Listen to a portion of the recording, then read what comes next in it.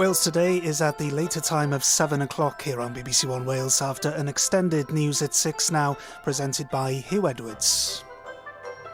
Today at 6, the fallout continues after that Downing Street video appearing to make fun of a party during lockdown. Because she wants to the be number 10 aide, seen laughing with colleagues on the video, was emotional today. She resigned a short while ago. To all of you who lost loved ones, who endured intolerable loneliness, and who struggled with your businesses, I am truly sorry. That video, dating from a year ago, has brought calls for Boris Johnson's resignation, but he still claims that the party didn't happen. I apologise unreservedly for the offence that it has caused up and down the country, and I apologise for the impression that it gives. Millions of people now think the Prime Minister was taking them for fools, and that they were lied to. Now, we are expecting a news conference in Downing Street on extra COVID measures for England. We'll join that as and when it happens. Also tonight on this extended edition of BBC News at 6, Pfizer-BioNTech announced that 3 doses of their vaccine can neutralise the new Omicron variant of the virus. And a terrible start for England on the first day of the first Ashes test in Brisbane.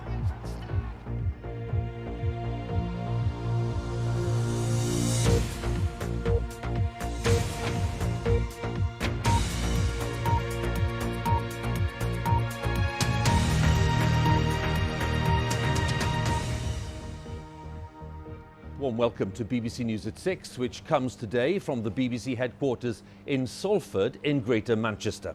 Now, Boris Johnson has faced more calls for his resignation today following the emergence of that video, which has caused shockwaves at Westminster and much further afield. The video showed his staff joking about a Christmas party last December during the strict lockdown, when many families were unable to visit their loved ones. Allegra Stratton, the aide seen laughing on the video, has resigned this afternoon. And Boris Johnson apologised for the video, but he then repeated his claim that no party had taken place. Labour Sir Keir Starmer said he was treating the country like fools. Well, in a moment, we are expecting the Prime Minister to give that news conference, so let's just stay with this for the moment before we recap on the day's events earlier. And let's talk to our Deputy Political Editor, Vicky Young, who's at Westminster. Now, Vicky, this news conference has been rather hastily arranged, as we understand it. It's to start in the next few minutes. What are we expecting? Well, I think we can expect the Prime Minister not to want to talk about parties in Downing Street, that's for sure. He wants to concentrate on COVID. Now, we've heard the message from him over the last few weeks, urging everybody to get their booster jabs. The big question now is he going to go further for England when it comes to COVID restrictions? Now, the Cabinet met this afternoon. They were discussing, amongst other things, what is known as Plan B. Now, Downing Street has been very reluctant to move to this. They've said they want to wait until they have more details, more scientific data about that new variant. But it appears this evening that they are going to act. Now, if they were to follow Plan B as it was set out previously by the Health Secretary, it would mean not only more masks being worn, it would also mean more COVID certification. Now, that means people having to prove their COVID status before entering venues such as nightclubs, for example. And in the plan as it was laid out, we don't yet know if that is what has been agreed, but actually it would mean that showing a negative test would not be enough. You would have to show that you were vaccinated. There also would be more calls for people to work from home if possible, bringing England in line with other parts of the United Kingdom. Now, I can tell you that talking to lots of Conservative MPs today, they are pretty angry about all of this. One of them even suggested that this would be a diversionary tactic, trying to deflect attention away from the embarrassment about a party that took place in Downing Street last year. So we'll have to see what the Prime Minister has to say about all of this and what evidence he is using to bring in any further changes. As I say, Downing Street has always said they needed more scientific evidence about the new variant. They would only act once they got that. The big question now is, have they got it? And also, what is the reaction going to be from Parliament if they are told that now is the time to bring in more restrictions? Vicky, let's take a quick look inside Downing Street again to see what the state of readiness there is. And no appearance yet from the Prime Minister and the two experts who'll be there with him to describe what measures they might indeed be unveiling. But Vicky, it could turn out to be a very, very significant statement with just a few weeks to go to Christmas. That's right, and I think everybody watching this will be remembering last year. For a long time, Boris Johnson said that Christmas would be normal, that people would be able to gather, and then we all remember so clearly, don't we, what happened. A new variant emerged, it spread quickly, and it prompted him to bring in those restrictions which forced so many to spend Christmas apart from their loved ones. So I think the fear amongst lots of people is that are we about to see a repeat of that? Now, from everyone I've spoken to, it doesn't feel as if we're heading for those kind of draconian restrictions again, that there will be further steps but not going that far. And certainly some of the opposition parties have been saying for some time that more needs to be done. The Prime Minister, of course, over this pandemic has been accused time and time again of acting too late, of waiting until it feels that the COVID cases are rising rapidly before taking action. He is obviously very, very reluctant to bring in further restrictions on people, but as ever, protecting the NHS has been what this government has been trying to do. They don't want the NHS to be overwhelmed.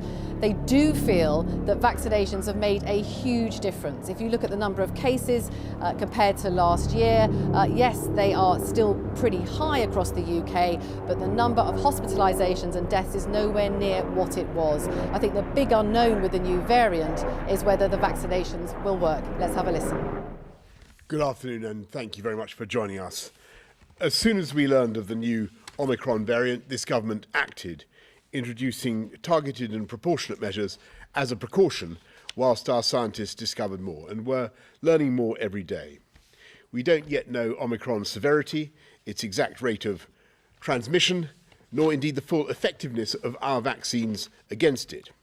But since I last spoke to you, it's become increasingly clear that Omicron is growing much faster than the previous Delta variant, and it's spreading rapidly all around the world. 568 cases have been confirmed through genomic sequencing across every region of the UK, and the true number is certain to be much higher. Most worryingly, there is evidence that the doubling time of Omicron in the UK could currently be between 2 and 3 days. And while there are some limits on what we can learn from South Africa, because of the different rates of vaccination, different rates of previous infection, we're seeing growth in cases here in the UK that now mirrors the rapid increases previously seen in South Africa. And South Africa is also seeing hospitalizations roughly doubling in a week, meaning that we can't yet assume that Omicron is less severe than previous variants. So while the picture may get better, and I sincerely hope that it will, we know that the remorseless logic of exponential growth could lead to a big rise in hospitalizations and therefore, sadly, in deaths. And that's why it's now the proportionate and the responsible thing to move to Plan B in England, while continuing to work closely with our colleagues in the devolved administrations, so we slow the spread of the virus, buy ourselves the time to get yet more boosters into arms, and especially in the older and more vulnerable people, and understand the answers to the key outstanding questions about Omicron. So, first, we will reintroduce the guidance to work from home. Employers should use the rest of the week to discuss working arrangements with their employees, but from Monday, you should work from home if you can. Go to work if you must, but work from home if you can. And I know this will be hard for many people, but by reducing your contacts in the workplace, you will help slow transmission. Second, from this Friday, we will further extend the legal requirement to wear a face mask to most public indoor venues, including theatres and cinemas. There will be, of course, exceptions where it's not practical, such as when eating, drinking, exercising, or singing. Third, we'll also make the NHS COVID pass mandatory for entry into nightclubs and venues where large crowds gather, including unseated indoor venues with more than 500 people, unseated outdoor venues with more than 4,000 people, and any venue with more than 10,000 people. The NHS COVID pass can still be obtained with 2 doses, but we will keep this under review as the boosters roll out. And having taken clinical advice since the emergence of Omicron, a negative lateral flow test will also be sufficient. As we set out in Plan B, we will give businesses a week's notice, so this will come into force in a week's time, helping to keep these events and venues open at full capacity, while giving everyone who attends them confidence that those around them have done the responsible thing to minimise risk to others. As Omicron spreads in the community, we will also introduce daily tests for contacts instead of isolation, so we keep people safe while minimising the disruption to daily life. And of course, we will take every step to ensure our NHS is ready for the challenges ahead. But the single biggest thing that every one of us can do is to get our jabs, and crucially to get that booster as soon as our turn arrives.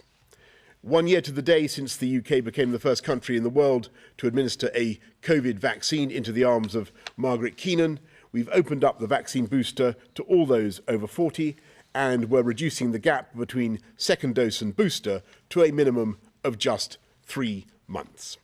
Our heroic NHS staff and volunteers have already done almost 21 million boosters, including reaching 84% of all the eligible over 80s. But we need to go further and faster still, because our scientists are absolutely confident that your immune response will be stronger if you've been boosted. And while you're at it, please get your flu jab too. Let's do everything we can to protect ourselves and our loved ones this winter and to reduce the pressures on our NHS.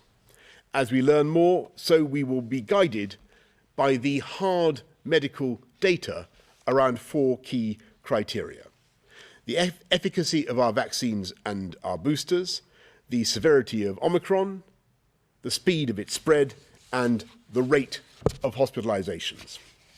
We will constantly monitor the data and keep it under review.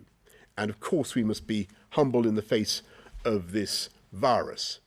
But if, and indeed as soon as, it becomes clear that the boosters are capable of holding this Omicron variant, and we've boosted enough people to do that job of keeping Omicron in equilibrium, then we will be able to move forward as before.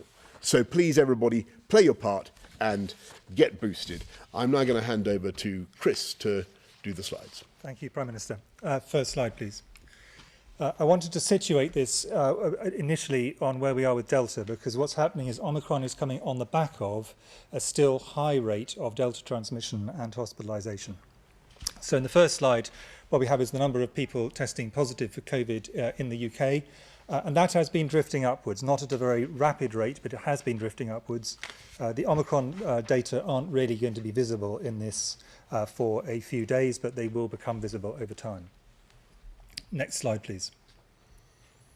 The number of people in the hospital with COVID in the UK has, because of the booster vaccination programme in particular, been drifting down until this point in time, with the numbers going into hospital reducing, although that's now stabilised slightly. And that's really because the boosters are particularly going to protect and are protecting people who are in the highest risk categories, as the Prime Minister has said. Next slide, please. And the number of people in the UK who are dying has again gradually been decreasing over time, but is still a daily average of 121 deaths from COVID. So we still have a significant issue with COVID, and I think anybody who speaks to anyone working in the NHS would say that is on top of an incredibly busy system. Next slide, please. In terms of our major countermeasures, of course, the biggest one, as the Prime Minister has said, is boosting. And this is steadily increasing. So we now have over a third of those who are eligible have already had a booster, and they are, by and large, the most vulnerable third. But there's still people who are in higher risk groups who have not been boosted. And of course, we have to move down those groups. And that is going to become absolutely critical, we think, as we move on into a period where Omicron becomes significant and probably then becomes dominant. Next slide, please. And if this is just a data just to show quite how effective, with the variants we've had to date, vaccination can be. And what it compares is, in the dark lines, the hospitalisation rate in the blue-black bars in those who are unvaccinated, and in the orange bars, those who are vaccinated with 2 doses. This is largely protecting against Delta. But as you can see, at every age, a really substantial improvement in your protection. Next slide, please. So now we move on to the data on Omicron, and these are data probably people have seen versions of in media over the last few days, but I think they do need fleshing out a bit. So these are the number of people testing positive for COVID-19 in South Africa. At this point in time, the big increase in COVID in South Africa is virtually all the Omicron variant. And this is now spread all around South Africa. And as you can see, this is an incredibly steep increase in rates. And we're now seeing this translating into increases in hospitalizations. So, for example, I was talking to some of my colleagues from South Africa this afternoon, and they were saying that informal data still to be added to, but there was around about a 300% increase on hospitalizations over the last week. So some of those will have come in with Omicron, and some of them will come in as a result of Omicron. But the fact is those numbers are going up very sharply. Next slide, please. So what's happening here in the UK? Well, I'm afraid that the data here are now clear. What you can see here is the number on the left, and on the right the percentage of cases with what's called S gene target failure. This is a marker for Omicron. Virtually all the cases now who've got this marker will have Omicron. A very small number at the bottom will not. And as you can see, whether you look at the absolute count or the percentage, this is going up incredibly fast now. And as the Prime Minister has said, this is doubling at this point in time. It may slow down, and the aim of the measures announced by the Prime Minister is to slow things down, but it's doubling currently between 2 and 3, every 2 and 3 days. That is an extraordinarily fast rate, and you therefore can get, with very small numbers to very large numbers, really quite quickly. Now, the question obviously people reasonably want to ask is, will this feed through to people in hospital, and how quickly? And I think I'd just like to just point out 2 realities. First of all, the first one is a good one. At the moment, the spread is in younger people who you would not expect to go into hospital, and it's once it starts moving up the ages and into vulnerable groups that you'll start to see that. So there will be a lag as it moves into more vulnerable groups. And then we know from previous waves, and this is not particularly surprising, that there is a delay between people becoming infected with COVID and ending up with symptoms and then with hospitalisation. So there's usually about a 2-week delay. We would therefore not expect that these cases, that the case rates in hospital will start to go up for a number of probably 2 to 3 weeks. And in that period, if you're doubling up at the speed we're talking about now, we move from very small numbers to really substantial numbers, and it will keep on doubling. And that really is the reason why these measures have been announced by the Prime Minister as agreed by ministers today. Thank you very much. Thanks very much, Chris. Patrick, anything you want to add? Okay, good. Well, let's go to members of the public then. Dave from Chester. Are mandatory vaccinations being considered, like they are in the EU and other global nations? And if not, why? Why is it acceptable to put measures on our freedoms, but not that on our vaccination statuses? Thanks, Dave. Well, I said right at the beginning of this pandemic that I think, or as soon as we were really talking about vaccination seriously, that I didn't want us to have a society and a culture where we force people to get vaccinated. I don't think that's ever been the way we do things in this country. And actually, Dave, we've been able to achieve through the voluntarism of the British people, through their incredible public spiritedness, willingness to roll up their sleeves and get vaccinated, huge numbers, huge proportions of our population.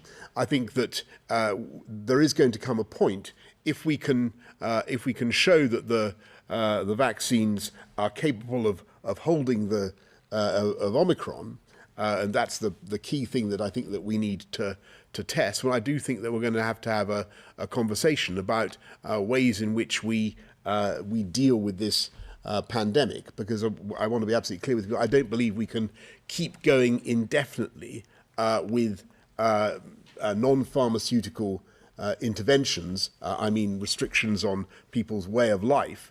Where just because a substantial proportion of the population still, sadly, has not got vaccinated. And I think we're going to need to have a national conversation about the way forward and the other things that we can do to protect those who are hard to reach, who haven't got vaccinated for one reason or another, who may have medical reasons why they can't get vaccinated, other ways of protecting them. But that is a stage that I think we will come to if and when we establish, as I hope that we will, that the booster is effective against Omicron, and the booster is capable of holding Omicron, getting us back into that equilibrium that the double jabs got us into with Delta, if you follow me. So it's at that moment that I think we will have to talk seriously about moving on from the way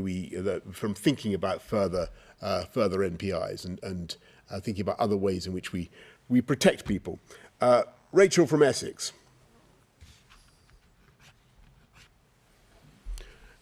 Rachel asks, why can't fully vaccinated British travellers stuck in red-listed countries self-isolate at home when they return instead of a hotel? Quarantine hotels are too expensive, especially as this was implemented at short notice, not giving travellers a chance to get home. Well, Rachel, I think that's a very fair challenge. I think that given the way Omicron is now seeded around the world and not just in red-listed countries, I think we will be looking at the red list and the way that we do it. But it's been very important in the immediate period, the immediate response to Omicron, to have very tough border measures to slow the arrival of the variant in this country, and that was the objective of those measures, and continues to be the objective. I mean, Chris, Patrick, anything you want to add to that? Okay, then let's go straight to Laura Koonsberger, BBC News. Thank you very much, Prime Minister. You're tightening the rules again for millions of people tonight. How can you stand at that lectern, exactly where some of your team laughed and joked about COVID rules, and tell people they must now follow your new instructions? And are you really asking the public to believe that you had no idea what was going on under your own roof? Actually, the first thing I want to say, thanks very much, Laura. The first thing I want to say is that I know that today Allegra Stratton has resigned, and I wanted to pay tribute to her, because she has been, in spite of what everybody has seen, and again, I make no excuses for the frivolity with which the subject was handled in that rehearsal that people saw in that clip, and there could be no excuse for it. And it was I can totally understand how infuriating it was. But I want to say that Allegra has been a fine colleague, has achieved a great deal in her time in government, and was a particularly effective spokesman for COP26. She coined the coal, cars, cash, trees agenda, and helped really to marshal and to rally the world behind the agreement in COP26. And I really, Laura, if you forgive me, I wanted to say that, because I think it's been a sad day for her as well, as an infuriating event for many people around the country. And on that point, look, I want to repeat that the fundamental point is that I think the British public, notwithstanding the point that you make, can see the vital importance of the medical information that we're giving, and they can see the need to take it to heart and to act upon it. And that point has been proved time and time again.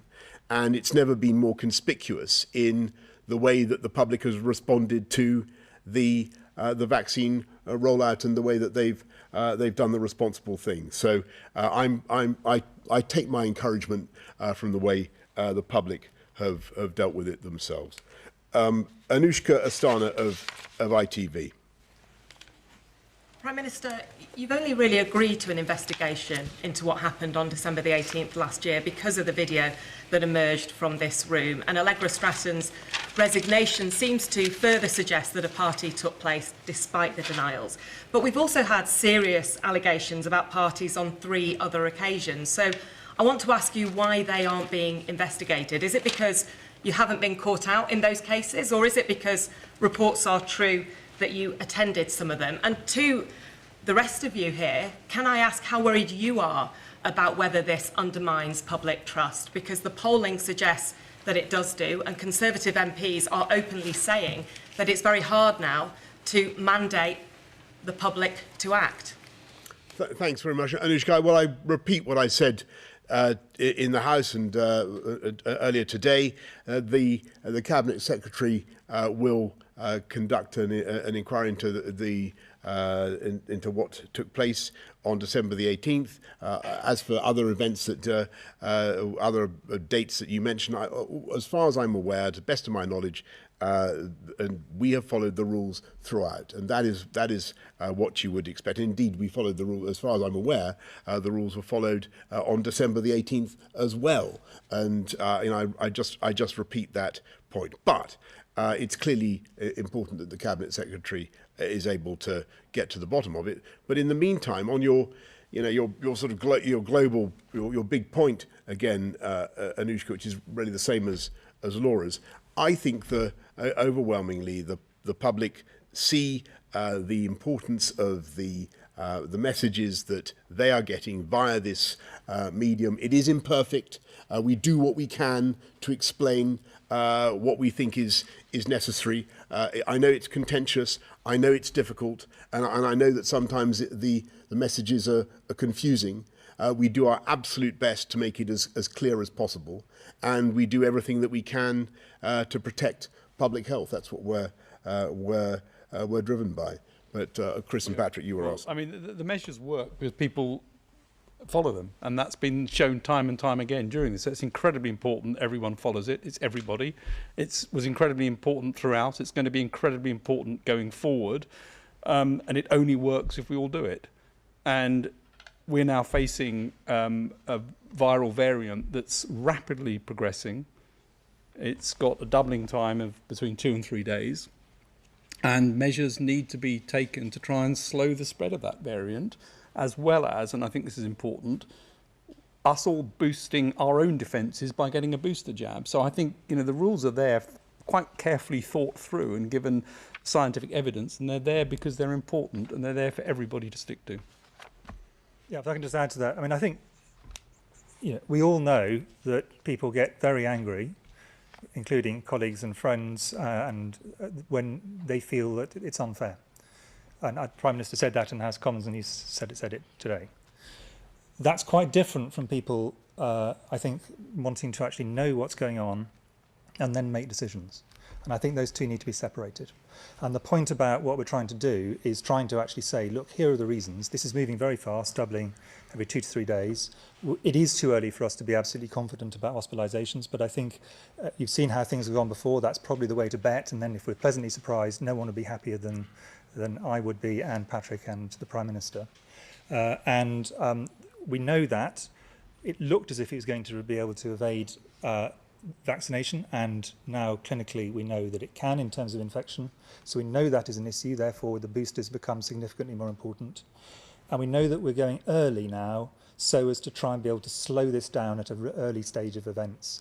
And I think if it's laid out to people in a way that is reasonable, irrespective of other things, people want to know the logic as to why they're doing it, and I hope we're trying to lay out the logic of trying to do that. That's not in any way to try and move away from the earlier point, but I just think those two should be kept separate in people's minds. Well, Thanks the time very is much. 29 minutes past 6 here on BBC One. Let me just explain to you what's going on. This news conference in Downing Street with the Prime Minister and two of his senior advisors. We're going to leave this news conference now on BBC One. You can keep following it on the BBC News channel. And of course, lots of you are waiting patiently for the news where you are in the regions of England and in Wales and Scotland and Northern Ireland. And I can tell you that that will come at 7 p.m. So apologies for the delay, but we had to be on that news conference there because of the rather important announcement that was made by the Prime Minister in relation to millions of people, of course, millions of lives across England. So let's just recap a little so that we underline what's going on. Vicky Young, our Deputy Political Editor at Westminster, we were chatting to earlier, and with me here in the studio in Salford is our Health Editor, Huw Pym. So before we go and ask Vicky about some of the political implications, Huw, why not remind viewers, especially those who maybe are just joining us, what the main changes are as Mr Johnson announced them? Well, Huw, this is a move to the full Plan B for England, which had been flagged up by ministers a month or so ago. Of course, there was a partial move towards that a week or so ago, with a requirement for face coverings to be worn on public transport and in retail environments, and of course, tests for people coming into the UK. The new measures, just announced, will be an extension of the requirement of masks, face coverings to theatres and cinemas, a requirement to work from home if you can. The Prime Minister said if you need to go into work, so be it, but a stronger working at home piece of guidance, and that the COVID pass would be mandatory, otherwise known as a vaccine passport by some. That would be mandatory in nightclubs and larger venues, including some large venues outdoors, which would include some sporting events. He did also say that a negative lateral flow test would also suffice for that. Did this go further than you expected, or was this kind of a signal, given the statistics we got from the experts there, that this was necessary? Well, I think in the light of the advice that we heard there from Professor Chris Whitty, England's Chief Medical Advisor, it seemed as if this was as far as they were likely to go, given what they'd said before about Plan B. But I don't think anyone was necessarily expecting it as soon as today. But Professor Whitty's analysis of Omicron was that although case numbers were really still pretty low relative to Delta, they were rising in the UK extraordinarily fast, doubling within 2 or 3 days. And he strongly implied that without the introduction of some further restrictions, hospitalisations, it would take 2 or 3 weeks for that to happen, would also rise pretty rapidly as well. So in the light of that advice, this is what ministers in England have decided to do. Okay, Huw, many thanks for now. Huw Pym there. Let's go back to Westminster and talk to Vicky. Well, Vicky, there was a lot there, and not just the announcement of the measures, but of course there's a big political context to this too. What did you make of it?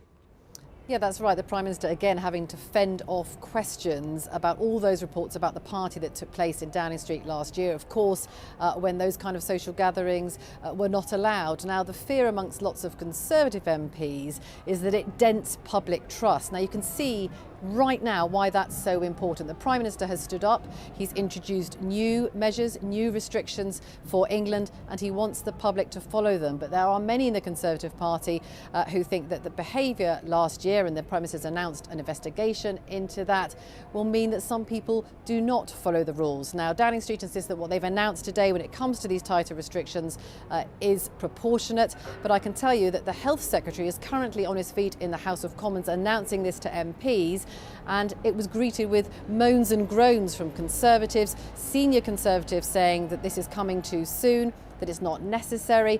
Some have even accused the government of using this as a diversionary tactic to take away attention from what's been going on when it comes to parties, and they think that the government should be waiting for more scientific evidence. Now, on the other side of that, you can see why Boris Johnson might want to act, because in the past he's been accused of leaving it too late and waiting until the numbers in hospitals start to go up. Well, certainly the scientists standing next to him tonight would say that that would be too late.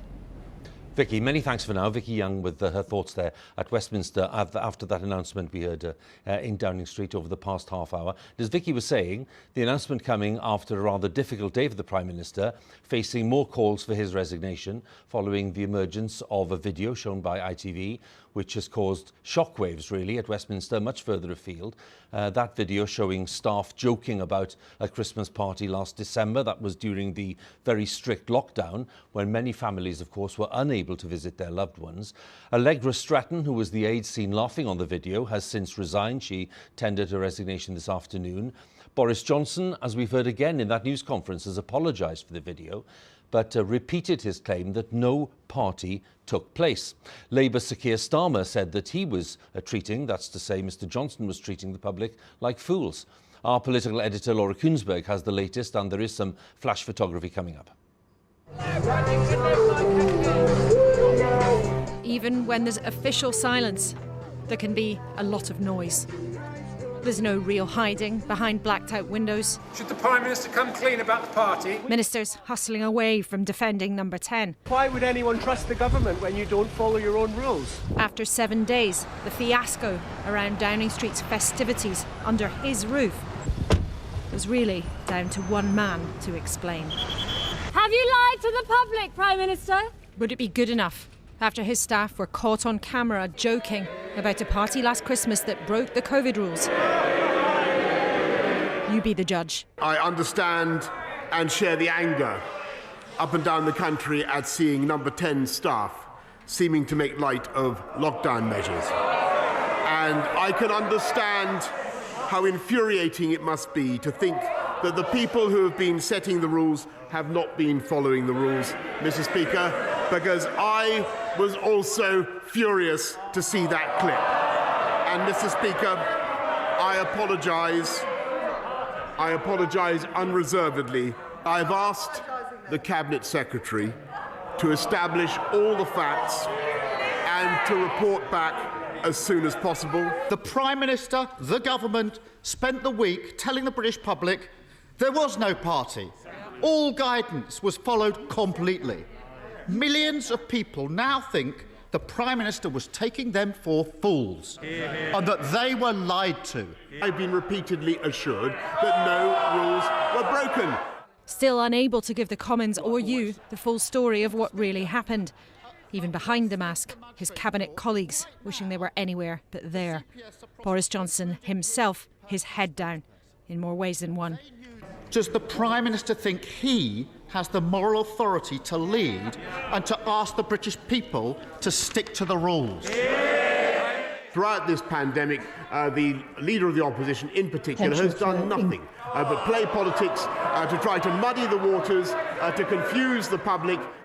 The Prime Minister may think there has to be an investigation into what happened, but millions of us have seen what seems to be toe-curling confirmation that something went on. What's the answer? Aides joking about how they'd explain away a party that broke COVID rules. This fictional party was a business meeting. And it was not socially distanced.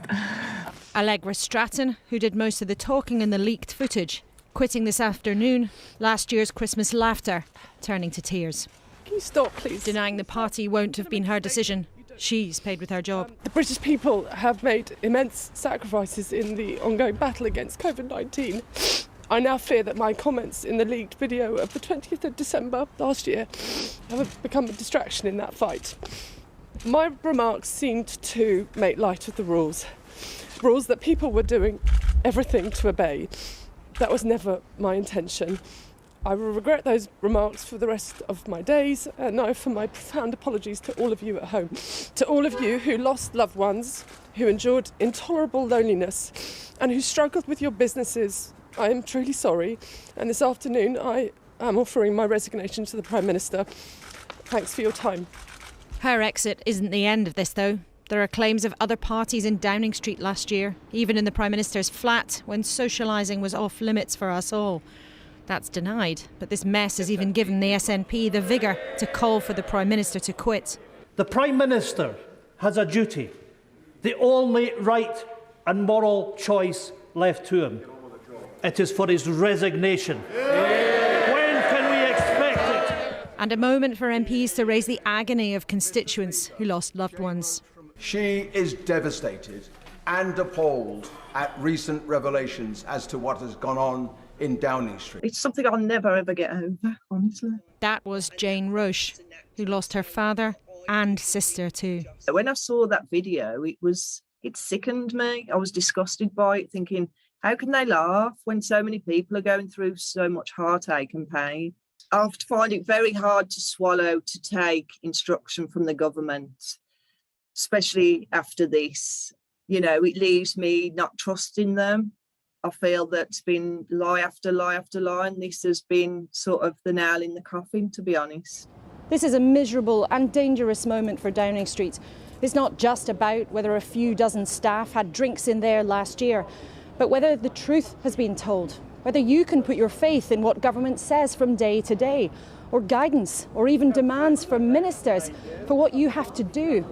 With the virus creeping back and tighter restrictions too, it's no time for authority to be draining away. Alarm's been increasing in Cabinet about COVID, called to a last-minute meeting today. But the timing of tonight's announcement has been a surprise to some. We can't yet assume that Omicron is less severe than previous variants. So while the picture may get better, and I sincerely hope that it will, we know that the remorseless logic of exponential growth could lead to a big rise in hospitalisations and therefore, sadly, in deaths. And that's why it's now the proportionate and the responsible thing to move to Plan B in England. How can you stand at that lectern exactly where some of your team laughed and joked about COVID rules and tell people they must now follow your new instructions? And are you really asking the public to believe that you had no idea what was going on under your own roof? The British public, notwithstanding the point that you make, can see the vital importance of the medical information that we're giving. And they can see the need to take it to heart and to act upon it. Boris Johnson may be pushing the button on Plan B to cope with the pandemic. But this Christmas, the Prime Minister and the Tories may need a Plan B for his leadership too. Laura Kunzberg, BBC News, Downing Street.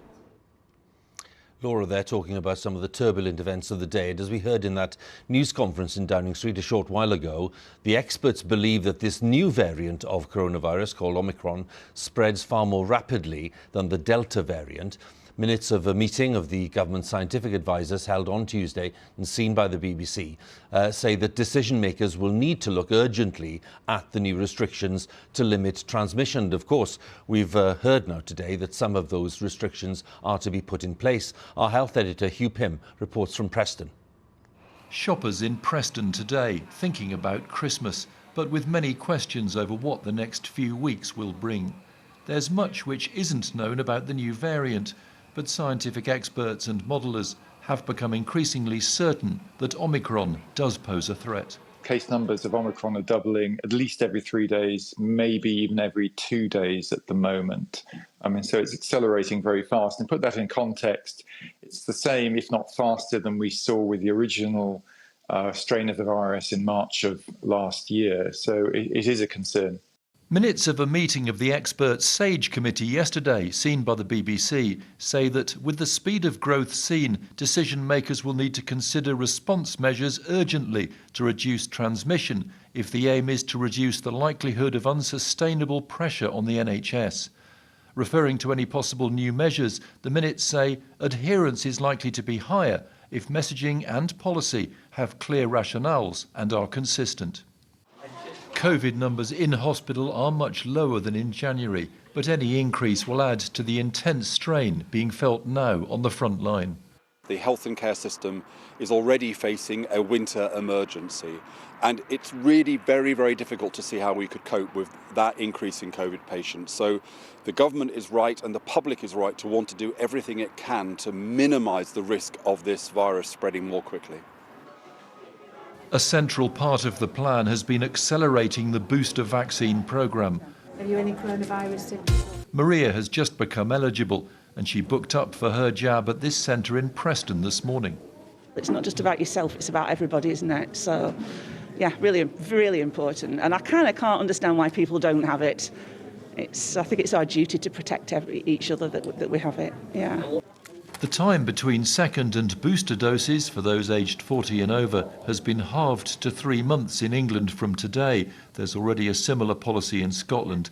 That means more staff will be required at this centre and others.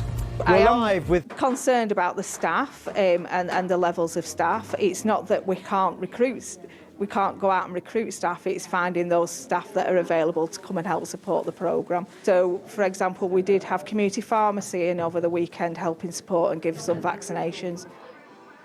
More data and more evidence about the spread and impact of Omicron is still required, but there's a clear view that preventive measures, including the faster booster rollout, have to be taken. Huw Pym, BBC News. Time then to look at the latest coronavirus figures for the UK. They show there were 51,342 new infections recorded in the latest 24-hour period. On average, there were over 48,500 new cases reported per day in the last 7 days. Latest figures show there were over 7,000 people in hospital being treated yesterday for coronavirus. 161 deaths were recorded of people who died within 28 days of a positive COVID test. It means on average in the past week, 121 COVID-related deaths were recorded every day. And if we look at vaccinations, over 21 million people have now had a booster jab. And to stay on the whole area of vaccinations, Pfizer and BioNTech say that 3 doses of their COVID vaccine have been able to neutralise the new Omicron variant of coronavirus following initial tests. But they said 2 doses may not be sufficient to protect against infection from the new variant. As our medical editor Fergus Walsh reports, Pfizer and BioNTech are the first manufacturers to provide data on the efficacy of their vaccine against Omicron, and they say it does underline the importance of getting fully vaccinated. Morning. How are you doing? There are many remarkable stories of survival against the odds on COVID wards. It's so amazing to see you. This patient was admitted to University Hospital Coventry 6 weeks ago, pregnant and unvaccinated. She was put on a ventilator and her baby, now in special care, was delivered at 26 weeks. I nearly died and I wish I had that vaccine. I wish I knew how bad a pregnant woman can get by not being vaccinated and the risks of COVID. This COVID has ruined my life. So you didn't see your daughter for a month? No, I didn't see her because I was in a coma. And that's a parent's worst nightmare. There are many who are admitted who wish they could turn back the clock and have had their COVID jab. 4 out of 5 patients on the COVID wards here are unvaccinated. And although it's much less busy than back in January, there's real concern about what the coming weeks may bring. A small laboratory study by Pfizer-BioNTech has suggested 3 doses of their COVID vaccine produce sufficient antibodies to neutralise the Omicron variant, with 2 doses likely to stop severe disease. It's not real-world evidence, but it underlines the vital nature of boosting immunity. We're turbocharging the programme again. We have almost 3,000 centres open, more vaccine centres than we've ever had. We are recruiting 42,000 extra volunteers, and of course we freed up GPs so that they can spend more time vaccinating. It's a year to the day since Margaret Keenan became the first person in the world to get the Pfizer vaccine outside of a trial, reunited with the nurse who gave her the jab. 92 next week, she urged those still unvaccinated to come forward. Please do have the jab, because it'll save your life and the life of your friends and family and the NHS as well, of course. You're a global icon now. I am. People meet me in the street and they say, oh, you know, thank God for you, because I wasn't going to have this job. And it's lovely to hear that, you know. Since then, more than 51 million people in the UK have been vaccinated. But the pandemic is still far from over. Fergus Walsh, BBC News, Coventry. Let's talk a little more about the working from home, because the advice in England is to work from home again, if you can, from Monday. That's what was announced in Downing Street. It will, of course, have a major impact on businesses and employees. The guidance was lifted in mid-July, along with most of the COVID restrictions. There's currently no formal advice to work from home in Wales and Northern Ireland, though it is being encouraged there. But in Scotland, the government there already advises working from home wherever possible. Our business editor, Simon Jack, has been getting reaction from businesses and from workers. We're all in need of a bit of Christmas cheer, but in Manchester this evening, the fizz felt a bit flat for some. I think it's better for us to be in the workplace with our colleagues, supporting each other. Working from home is really isolating, so for me, it's just not an option. While others felt better prepared this time round. When we did the first lockdown and we had to work from home, we didn't know what we were up against, but I feel like we're in a better place now and we're better equipped to deal with it. So I feel like it's a bit of an overreaction, if I'm honest. But are businesses prepared for another setback? In our big cities, commuters and office workers are the lifeblood for businesses like this family-owned cafe, who suffered last time workers were told to stay at home. We already lost one shop because everyone was working from home, so we lost one shop. So if start again working from home, I think I don't know what we're gonna do. It's gonna be very sad. For some customers, the office is more than just a place of work. Mentally, it's awful. Like, you know, I'm in my early 30s, stuck in my bedroom in London. Like, you know, no family around. I have a housemate. Like, you're just getting up, going 2 meters to a desk, working, and then you're stuck in your house. Like, it's, what's the point? Like, the UK economy is primarily a service-based economy. Sandwich places like this, over the road a pub, we've got a convenience store here, shoe repairs there, and all these businesses rely on people coming to work. And things were going back to normal. Estimates that are that 60% of office workers are spending at least some of the week in the office, and footfall on streets like this was 70% of pre-pandemic levels, which is why this news has been described by business organisations here in London as a crushing blow. And it could also lead to some unexpected and unpleasant consequences for the cost of living. If we are not able to go out and take full advantage of the reopening of the economy, then we're staying at home. We're not buying services, we're not going out, we're buying goods instead. That increases demand for physical goods, and that potentially could add to already quite acute inflationary pressures. Rising prices at the same time as slower economic activity is the worst of both worlds, and certainly not the Christmas boost that many businesses were hoping for. Simon Jack, BBC News. Time to have a quick look at some of the day's other news then. Angela Merkel's 16 years as Chancellor of Germany has come to an end with the swearing in of the Social Democrat leader Olaf Scholz. His three-party coalition has a substantial majority in the German parliament. He's promised to make tackling climate change a priority. Mr. Scholz is just the fourth Chancellor of Germany in nearly 40 years. The Mercedes Formula One team has ended its controversial sponsorship deal with Kingspan, the firm that made some of the insulation used on Grenfell Tower. Kingspan's logo appeared on Mercedes cars at last weekend's Saudi Arabian Grand Prix, angering relatives and survivors of the fire, which destroyed the tower and claimed 72 lives. Kingspan maintains its insulation was on less than 5% of the building, but concerns were raised about its safety during the public inquiry into the tragedy. Well, on the first day of the Ashes test in Brisbane, England were bowled out for 147 by a dominant Australian side. First 3 wickets came in rapid succession, including one off the very first ball of the series. Well, let's have more then on the continuing fallout from that Downing Street video and the reaction to it. So with an apology from the Prime Minister, how is all this being viewed beyond the confines of Westminster and places like Salford in the north and beyond across the UK? Well, in North Shropshire, people there will get the chance to voice an opinion next week in a parliamentary by-election. The vacancy was caused by the resignation of the Conservative MP Owen Paterson, who was found to have breached parliamentary rules on lobbying. Our political correspondent Alex Forsyth has spent the day there. The livestock sale in Market Drayton might feel a far cry from Westminster, but the political noise does resonate among the pens, the talk of a Downing Street party, and whether here it could come with a price. Former farmer Dennis and local minister Mark differ on how much it will matter. If lies have been told, that affects people's decisions. We want to vote for people whose words mean something. 12 months ago doesn't count anymore.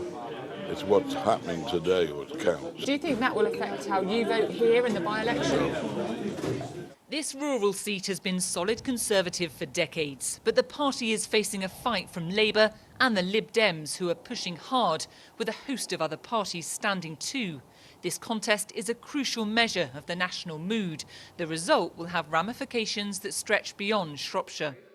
For mums Cathy and Claire, though, it is local issues that really count. Services provided for families and children, and there's been such big cuts in this area recently, in recent years. We're not really connected, we're kind of a bit in the middle of nowhere in Shropshire when it comes to public transport.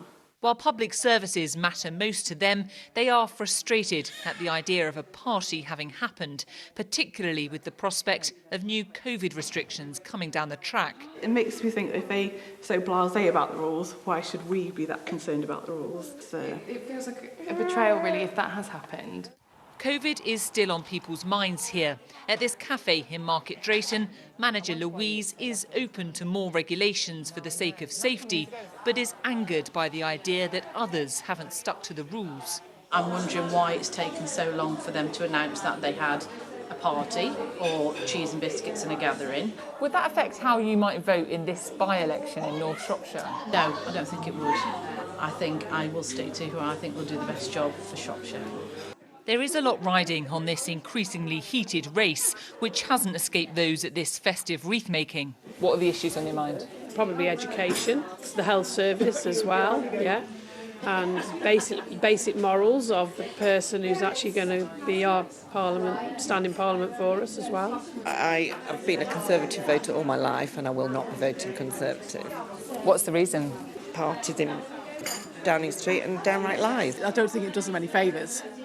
I think we've just got to wait and see. I am sick to death of people going on about the party, though. It's when the polls open next week that we'll know whether the ghosts of Christmases past have affected the political present. Alex Forsyth, BBC News, North Shropshire. And you can find a full list of all the candidates standing in the North Shropshire by-election, which is on Thursday, December the 16th. It's on the BBC website, bbc.co.uk/news. It'll take you to that section. You can see the candidates there. So a rather eventful few hours at Westminster, but with ramifications for tens of millions of people right across England, and of course keeping an eye on the changes happening in Scotland, Wales and in Northern Ireland. So let's go back to Westminster and talk to Laura Kuensberg, our political editor. We've had the reaction to the video, we've had a resignation, we've had a news conference. Laura, what do we make of it all? Well, Huw, I think the one clear finding tonight is this row is far from over, partly because the Prime Minister has got two very tricky problems that are absolutely knotted together. Firstly, the question of public and political faith in what happens in Downing Street that has been so shaken by what happened behind that closed door about 12 months ago. And second of all, the problem, the challenge of trying to get millions of people around the country again to take significant precautions about their own behaviour when it comes to really trying to bear down on this new COVID variant, which clearly, from listening to the scientists in there, is spreading at lightning speed around the country. And the real difficulty for Boris Johnson is that public faith, which has been taken a juddering from the problem here, has a direct impact on how effectively the problem with the pandemic can be solved. Separating that out is something that Downing Street is going to have to do. And a Conservative MP has just asked in the House of Commons, why should the public do things that number 10 people were not prepared to do? Boris Johnson is going to have to come up with really convincing answers to that quandary. Laura, many thanks again for your analysis there in Downing Street. Laura Kuensberg, our political editor. We're going to take a look at the weather here in Salford. I have to say, Chris, temperatures dropped a bit, but you tell us what the rest is doing. Yes, that's right, Huw. Chilly night to come. But it's Storm Barrow that's been taking centre stage. Large and battering waves hurling rocks out onto the coastal promenade here in West Wales. Another reason to stay away from the coast when the weather gets stormy. At the moment, Barra continues to bring some strong gusts of wind. Gusts are running at 64 miles an hour around western Wales. And we've got these two shower streams running in across Northern Ireland, into the northwest of England and across Wales too. Mostly cold rain, but I think we're starting to see a little bit of snow up over the high ground in Wales. That's most likely in the Brecon Beacons. Might be something you come across over the next hour or two. Further north, a cold night with temperatures continuing to drop away. Northern England and Scotland will see a frost. Lowest temperatures about -2, -3 degrees. So a cold start to the day tomorrow for many. There'll be some of you that have a nice sunrise. And then as we go into the afternoon, we'll start to see this band of rain moving in off the Atlantic, moving across Northern Ireland into western Scotland, across western England and Wales too. That will eventually bring some milder air into the southwest, with temperatures finishing the day at 11. Otherwise, it's chilly for most of us, 6 or 7, similar to the temperatures we had today. On into Friday's forecast, we're back into those chilly northwesterly winds. Now, for many of us, there will be some decent spells of sunshine, sparkling blue skies at times. However, there will be lots of showers, particularly across the north and west, and sometimes those showers will work well inland towards parts of the Midlands too. Our temperatures still on the chilly side, 6 or 7, but it turns much milder into the weekend. Temperatures by Sunday, 10 to 13 degrees, Huw. OK, Chris, we'll look forward to that. Thank you very much. Chris Fawkes there with the weather for us. That's all from this extended edition of BBC News at 6, where the Prime Minister, just within the last hour, announced the Plan B for England, with added COVID measures to come. We'll say goodbye for now on BBC One. We'll be back, of course, later on at 10 o'clock.